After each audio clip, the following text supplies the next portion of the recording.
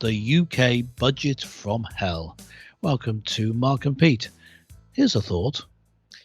If you are trying to save a pretty penny, the world can seem picturesque, but the ugly truth is you don't have any, because tax is just grotesque. Yes, Yeah. the UK has entered a new era of higher taxes, folks, and the Institute for Fiscal Studies think tank has said this is going to impact everyone. And when we look at our pockets, yes, they're seemingly very empty. Well, in the autumn statement, the Chancellor announced plans to increase taxes to shore up the public finances and, folks, yes, to provide help for many other expenses, such as energy bills and other things. Now, Chancellor Jeremy Hunt, lovely chap, acknowledged that there were going to be very difficult times ahead, no doubt. Well, for some, I guess. But the point here is that people want to have more certainty as to how government is run. I agree. But Clergyman Pete, I ask you, whilst we do have a massive national debt, have the government done the right thing when it comes to this new budget? Well, just in outline, I think what they've done is reacted to the situation, and increased taxes, tried to make it so that we have a chance of avoiding the worst of recession, but not done anything really to bring us out of recession. I think they need to do something bigger, more decisive, possibly more unpopular. And I don't mean what Liz Truss did when she was Prime Minister.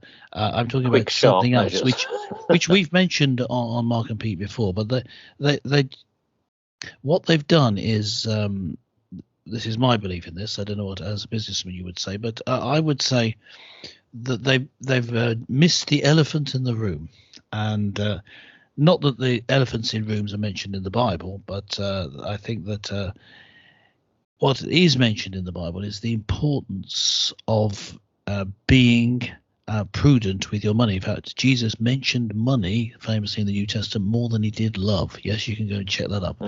He thought that handling money carefully was very important, and I think they've missed something. And I'll say, just without going into detail, I'll just say what it is. I believe that that a big mistake that they've made is to continue with sanctions on Russia, which is stymieing trade, making fuel prices increase. They need to break from being the lapdog to America in this, in siding with Ukraine as a proxy war with Russia. They need to stop then supporting Ukraine in terms of, they can do it politically, but not in terms of giving them huge swaths of cash. Yeah. And then they can be friendly with Russia, trade with the rest of the world, and they would then have a chance of coming out of the recession a lot quicker. That would actually make a difference. The other measures they take, to be honest, I think it means that we're going to be, as Jeremy Hunt, the Chancellor himself, said, it means that we are going to still go through hard times. Oh, yes, indeed. Well, I must admit that the story gets worse, because what it means is that the budget was an amount to be around £25 billion in tax rises. Now, this is over a period of time, folks, so don't worry, it's not coming out on your next paycheck. Well, although that might solve the problem. But the fact is that there's a series of them. The tax thresholds being frozen until April 2028, meaning millions will pay more tax. The top 45% additional rate of income tax, starting with people earning over 125,000 instead of 150. Now, here's the other thing: the local councils in England being allowed to raise council tax by 5% a year without a local vote, instead of the 3% that it was currently projecting. So what you're seeing is tax from all sides, folks. Yes, now, Clergyman Pete, I'm going to ask you a quick question. Now, what does this mean for people? So how thresholds, freezes and reductions will affect most taxpayers by 2023 to 2024? Okay, so this is the extra income tax and national insurance that you will pay, folks, in the year, and it will depend on which tax bandwidth that you're in. So one thing that I should say that this all assumes a pay rise of 7.4%. Now, I'm sure that this is the thing that a lot of people are laughing at, because I'd like to park that subject on the impact on business. Basic rate, £298. Higher rate, £670. The additional rate, because this covers many different things, is £761. But this is the thing that does slightly concern me. This assumes that pay rises are on the up. Yes. That is not the case. Why, folks? Well, we know. And guess what? You look out for the future episodes, because people will be on strike during Christmas on many, many different industries. The challenge is this. Inflation is very high. Many people will not get that level of increase in their pay packets going into 2023, 2024, or beyond. And this is the thing that concerns me. So you asked me what it means from a business perspective. I can see that this is going to happen. Businesses of all sizes are going to be under pressure. Now, the big corporate companies, I think, can absorb a certain amount. But even the big corporate companies, we've seen the tech companies shed lots of staff in recent times. Look at Twitter, look at Facebook and many others, let alone others that we could keep on mentioning. So even the big companies that typically have earned billions of dollars a year are having to make major cutbacks. The bit that I worry for is the small businesses to medium-sized businesses that just simply don't have the margins of the cash to up-level their pay packets. And their payrolls are already running at tight levels. So the pain means that there is going to have to just be sustainable for those individuals who are earning an honest crust, folks, albeit that it's now crumbs instead of just the crust. And that's the thing that worries me, because I think the businesses will suffer. They will lose staff. More people will change jobs purely on the basis of just earning more money. And here's the other thing.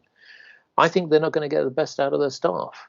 There are situations that we're seeing, and this is the thing that does worry me again from a business point of view, that there's been lots of studies on this, but many individuals are having to take a second or a third, and dare I say even more jobs, to actually make ends meet, meaning that they have to pay their bills, they have to pay for their food, pay for heating, and many other things. That's a worrying scenario. And I think that a lot of business people will be looking at this thinking, hold on, we can look at it at a surface level of what it means to individuals, because we all do when we look at our pay packets given at the end of the month. But what does it mean long term? And I think that what you'll see next year is a shake-up in the workforce, because I think that this is where the small to medium-sized businesses will struggle. So, look out for that. Yeah. Now, looking at how does this impact people, local communities across the UK? Well, they're going to struggle as well. As you were saying, the tax going up at a time when prices are going up, at a time when there's a real issue with supply chains of food and fuel. That's not looking good going into the winter. And so my churches are providing a warm hub, and there are grants available from the government. They've already been given out and allocated. So some churches and other community spaces are being opened up over the winter months.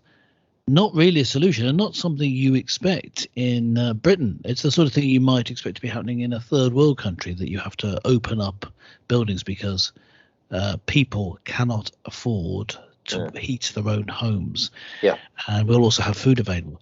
That's the sort of level that we're going to be seeing people suffering this winter. Here is where the long-term projections. So the Institute of Fiscal Studies have said, coming back to my point, is that the analysis has shown that they have found that ordinary households will be 30% worse off by 2028 had the incomes continued to grow as they were projected originally before the 2008 financial crisis. So remember, we've had lots of crises, folks, as we all know. We love them. We're going through another one. But the previous, what was called the big financial crisis of 2008, that sort of time, was obviously dramatic. It affected everybody in different ways. This one is on a different scale, because what they're saying here is that the projections of impact to those people at the lower end of the earning scale are going to be hit harder, partly because of the costs,